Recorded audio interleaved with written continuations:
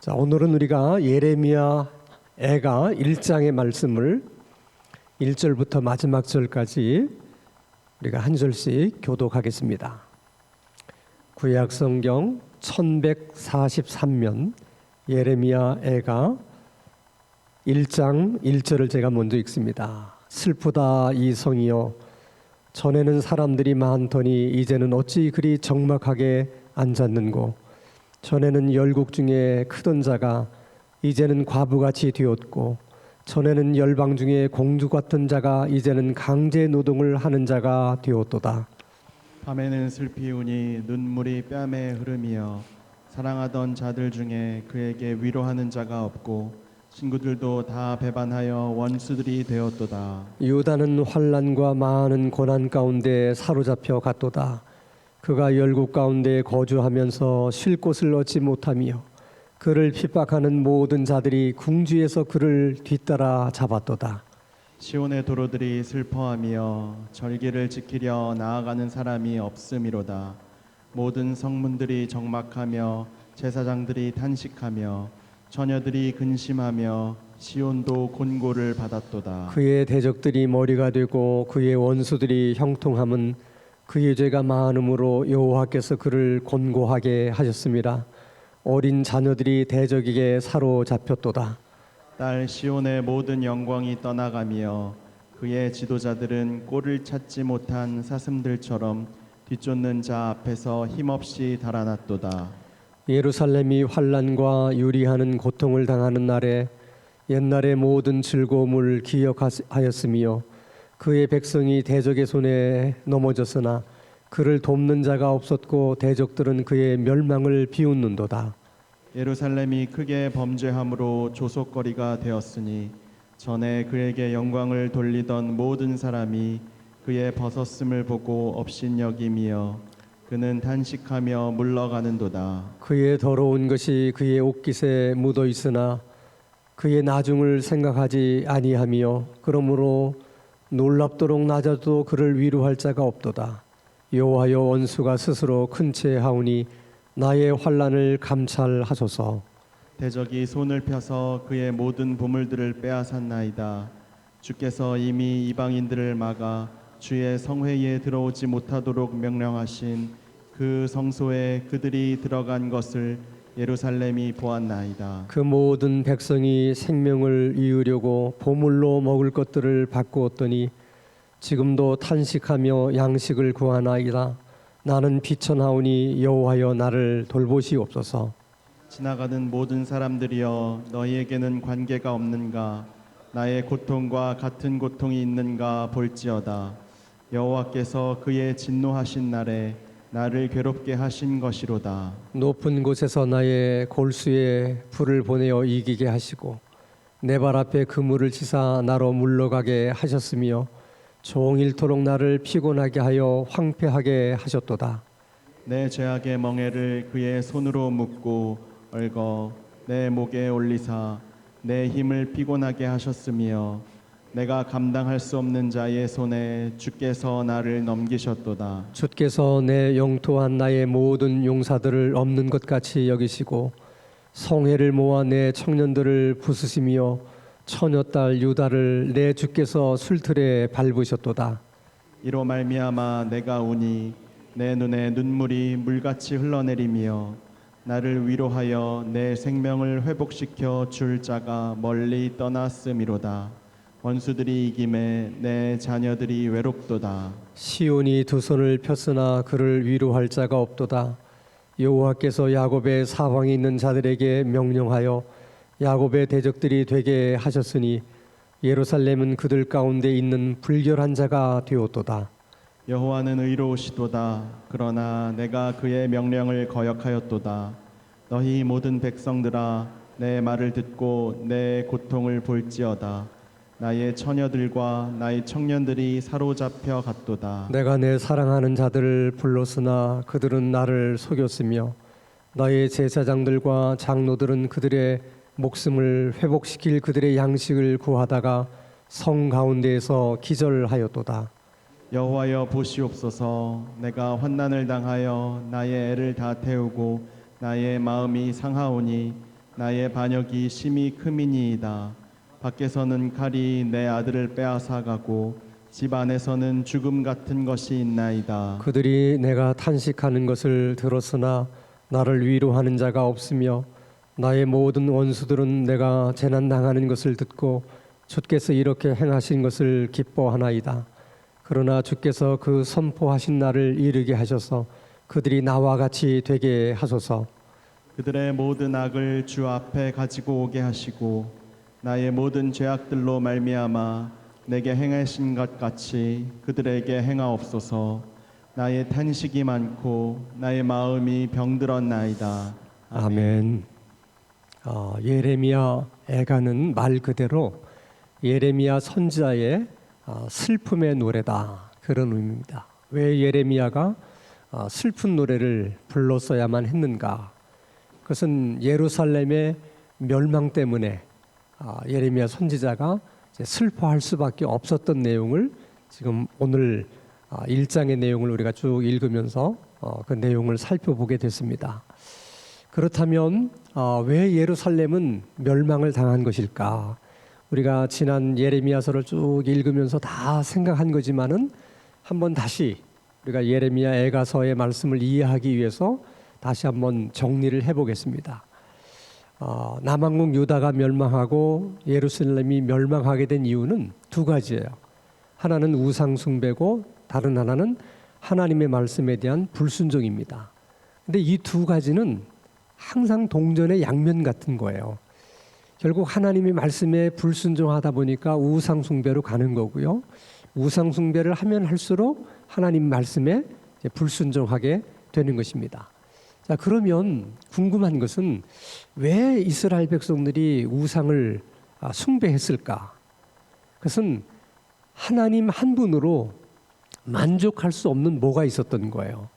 그러니까 이스라엘 백성들의 생각 속에는 보통 그 시대 사람들이 생각했던 것과 동일한 생각이 있었는데 세상의 모든 신들은 나름대로 자기 전공 분야가 있다고 생각했어요.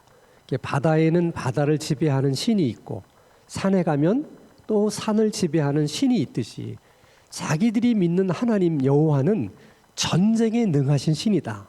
그건 다 인정을 했어요, 이스라엘 백성들이. 근데 가나안 땅에 들어와 보니까 지금까지 자기들이 한 번도 해보지 못한 것, 농사 짓는 것을 보게 됐습니다. 이제 가축을 키우는 것은 풀을 따라서 계속해서 옮겨 다니는 삶이었는데 농사를 짓는다는 것은 씨를 뿌리고 추수할 때까지 기다려야 되잖아요. 정착하는 삶을 사는 것이 그렇게 좋아 보이는 거예요. 근데 한 번도 본인들은 농사를 해본 경험이 없었기 때문에 어떻게 하면 농사를 잘 지을 수 있을까? 그래서 가나안 사람들이 농사 짓는 걸 보니까 그들이 항상 바알신에게 제사를 드리는 거예요. 왜 제사를 드리나 봤더니 농사가 항상 잘 되도록, 항상 풍년을 주도록 바알신에게 이제 제사를 드리는 겁니다. 그래서 그들이 생각했어요. 농사에는 어떤 신이 잘한다고요? 바알신이 잘한다.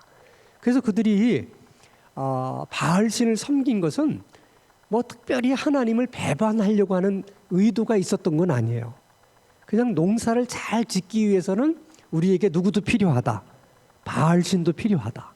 그래서 하나님도 섬기고 그냥 바알도 섬긴 거지 그들 생각에는 하나님을 버렸다. 이런 생각이 없었어요. 그저 자기들이 농사를 잘 짓기 위한 목적으로 그래서 바알신을 섬기는 것이다. 이렇게만 생각한 거예요.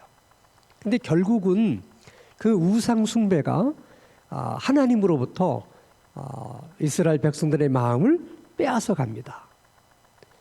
이게 문제인 거죠.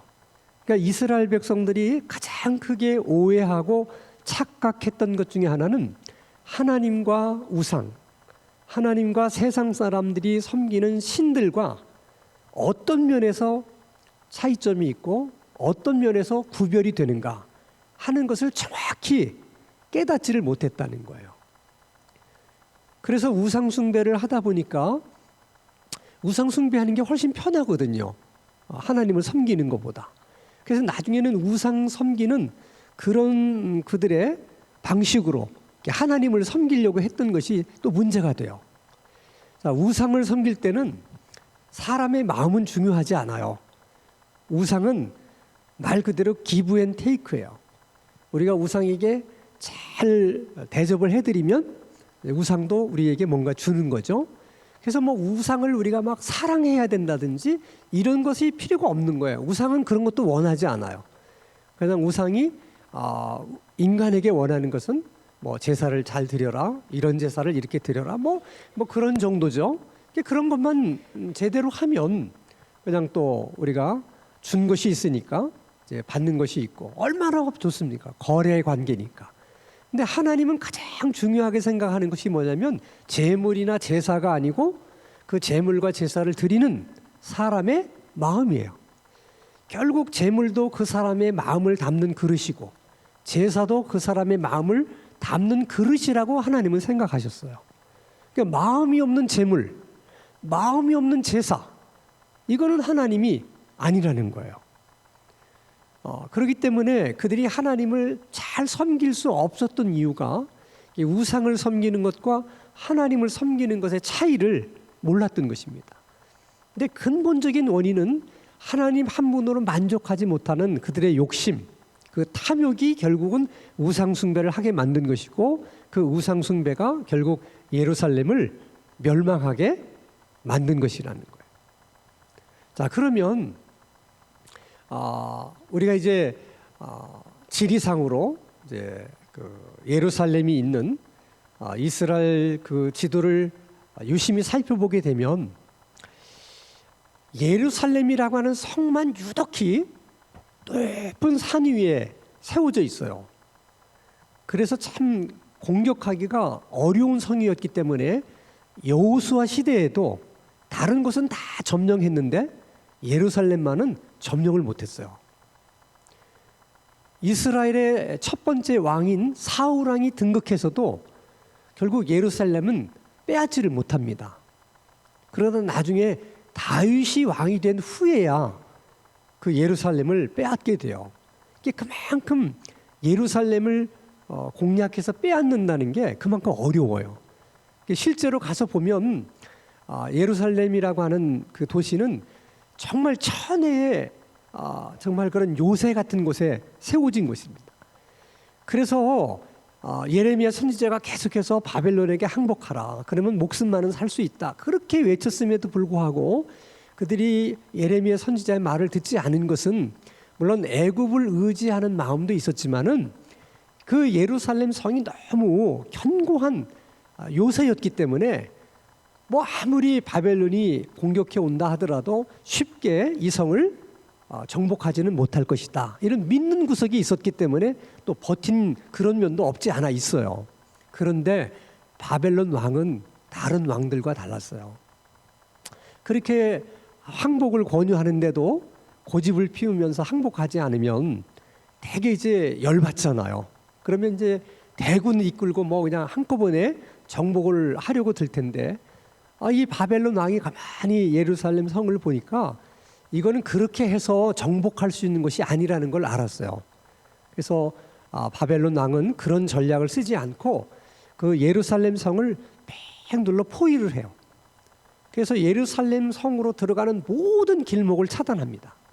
그리고서 그냥 포위를 풀지 않고 계속 포위한 상태로 있는 거예요. 그렇게 1년이 지나고 2년이 지나고 3년이 지나니까 예루살렘 성에 비축했던 모든 먹을 것들이 떨어집니다. 그래서 막 사람을 잡아먹는 지경까지 뭐 굶주리게 되는 거예요, 사람들이. 자, 그 정도 되니까 나중에 일어날 기력조차도 없어요. 먹은 게 있어야지 뭐 일어나죠.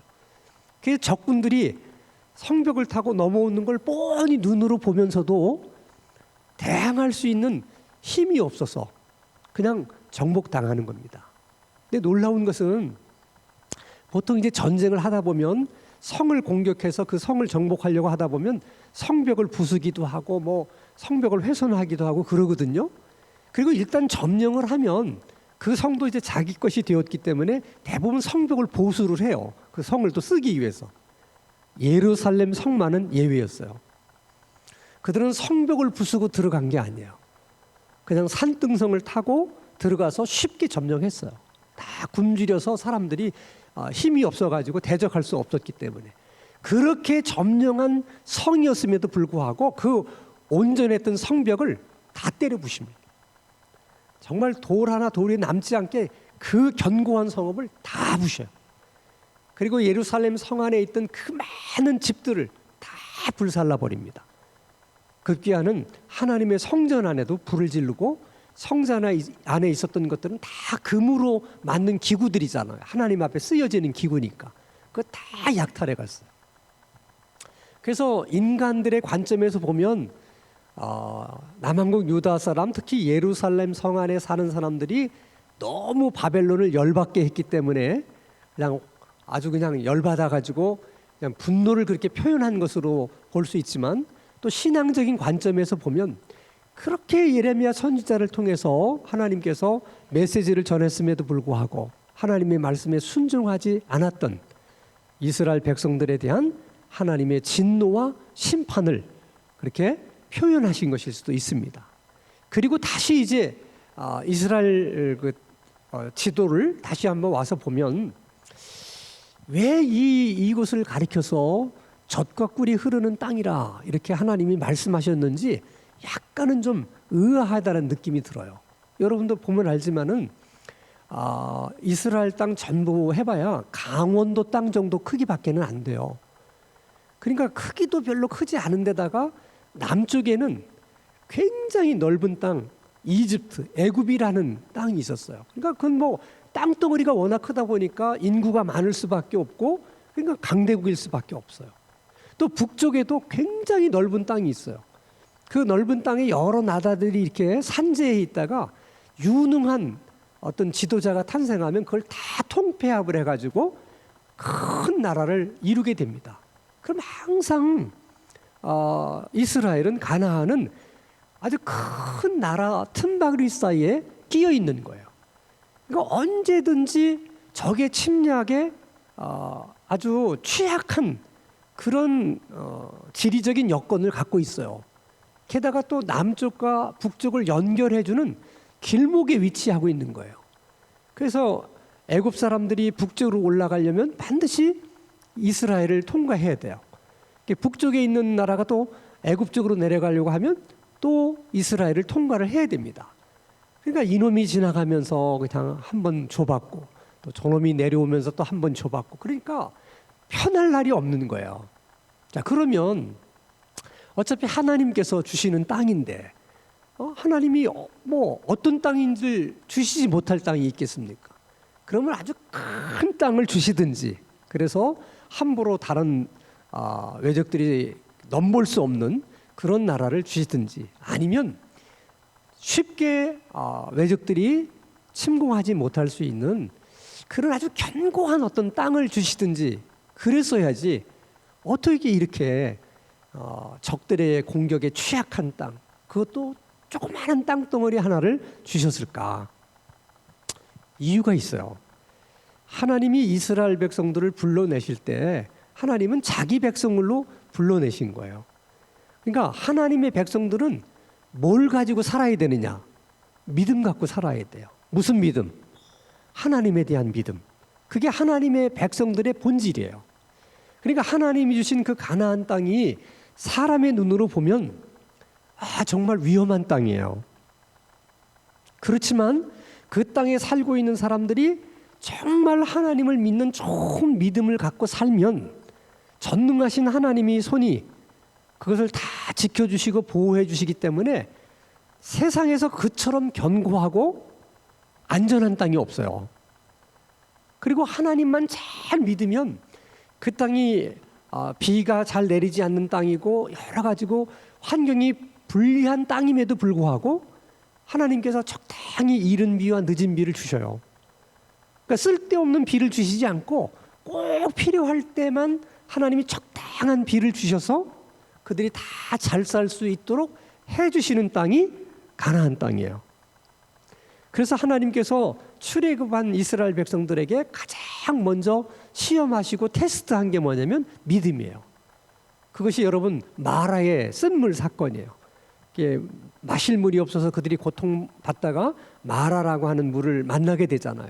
그때 하나님이 이스라엘 백성들이 정말 하나님을 신뢰하는가 믿는가 그거를 처음으로 거기서 테스트를 해봅니다. 왜 하나님께서 출애굽한 지 얼마 되지 않는 이스라엘 백성들이 그걸 테스트해 보느냐. 하나님의 마음속에는 이 백성들이 가나안 땅에 들어가서 안전하게 살려고 하면 뭐가 있어야 된다.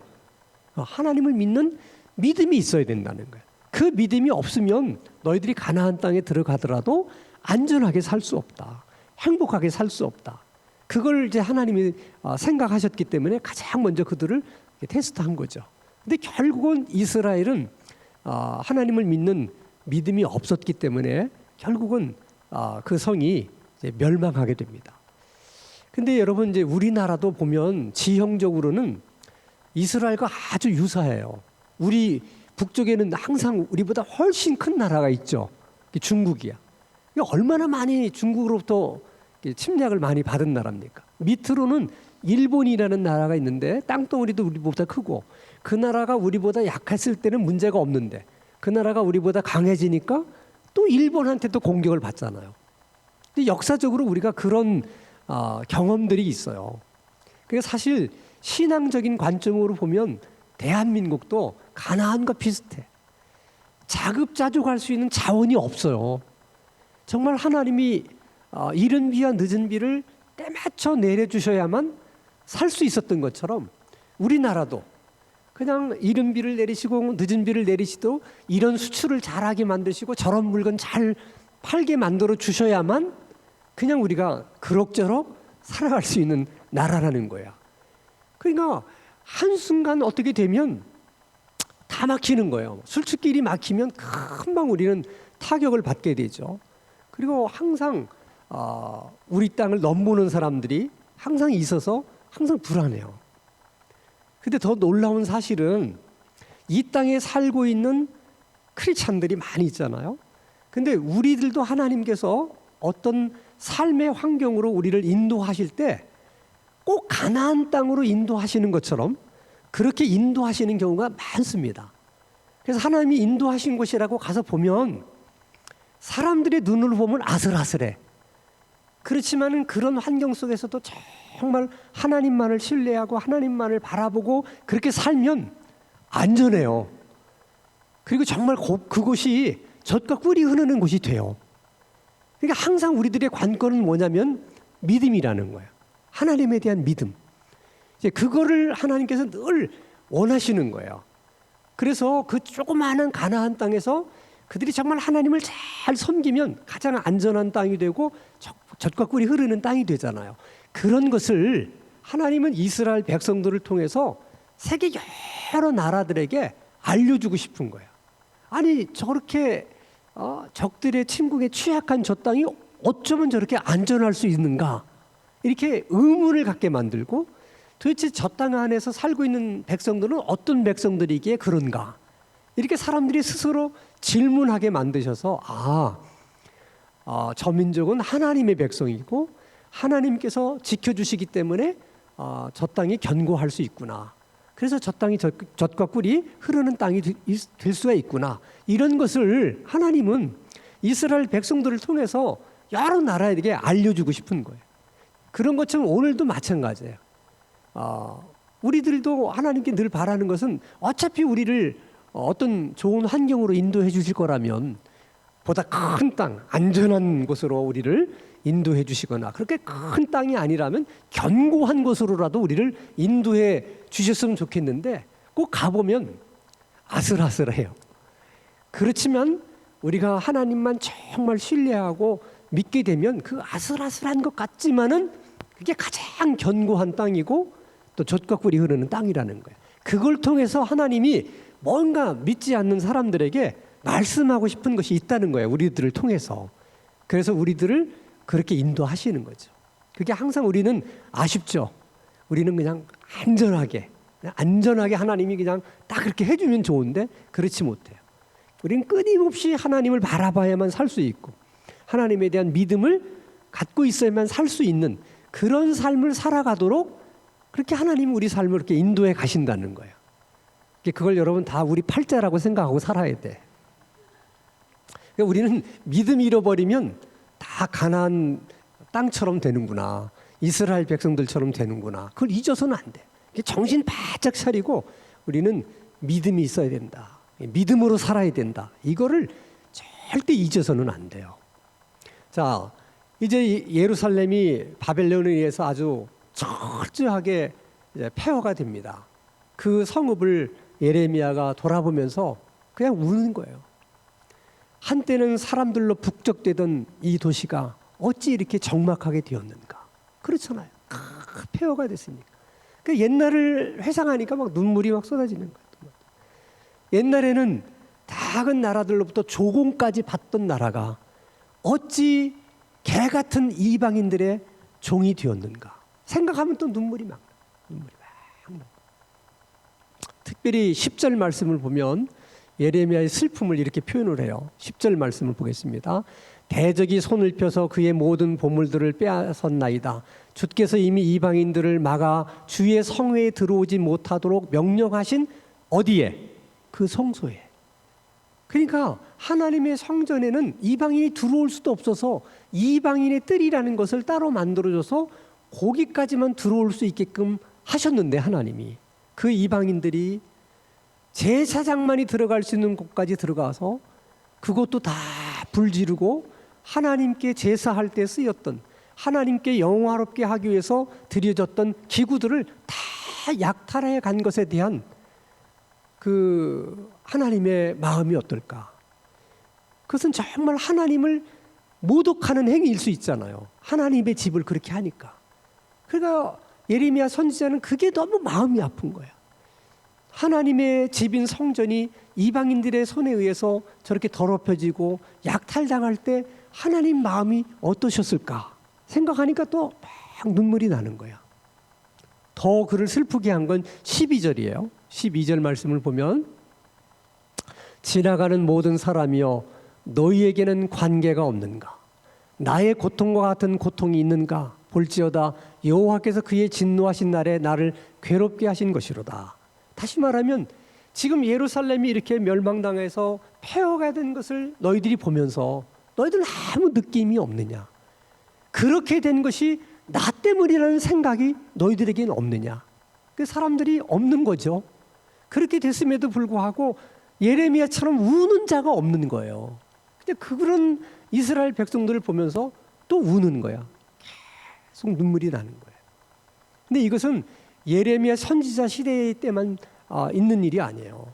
가정에 문제가 있든지 교회가 문제가 있다든지 나라에 문제가 있을 때 정말 그 문제가 마치 나 때문에 생긴 문제인 것 같은 그런 느낌이 있어야 우리가 울 수 있는데, 우리들도 예레미야 같은 심정이 아니고 이스라엘 백성들과 같은 심정이에요.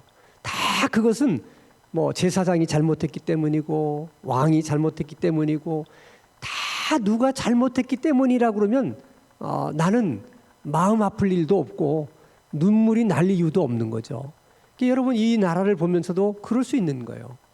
다 국회의원들이 잘못해서 그렇고 대통령이 잘못해서 그렇고 누가 잘못해서 그렇고 다 이렇게 얘기하면 그냥 화만 나지 무슨 마음이 그렇게 아프고 눈물이 나겠어요. 근데 예레미야는 그게 다 자기 때문이라고 생각하는 거야. 그게 이상한 거야. 사실 이스라엘 백성들이 잘못이 없는 사람이 있다면 누구야? 예레미야예요. 그런데 예레미야는 아무 잘못이 없었음에도 불구하고 다 자기 잘못인 것처럼 그런 마음이 들어서 우는 거야. 그 마음을 누가 주신 것 같아? 하나님 주신 마음이에요. 사람의 마음이라고 하면 절대 울 수 없죠. 오히려 웃어야 돼. 왜? 내가 너희들한테 바벨론에게 항복하라. 그러면 목숨만은 살 수 있다고 내가 그렇게 외칠 때 귓구멍 다 막고 안 듣더니, 그리고 그런 나를 미워서 감옥에 가두질 않나, 나를 물구덩이에 던지지는 않나. 너희들이 오늘날 이런 고통을 받는 것은 100번 당해도 싸다 싸. 그래야 돼. 그게 사람의 마음이야.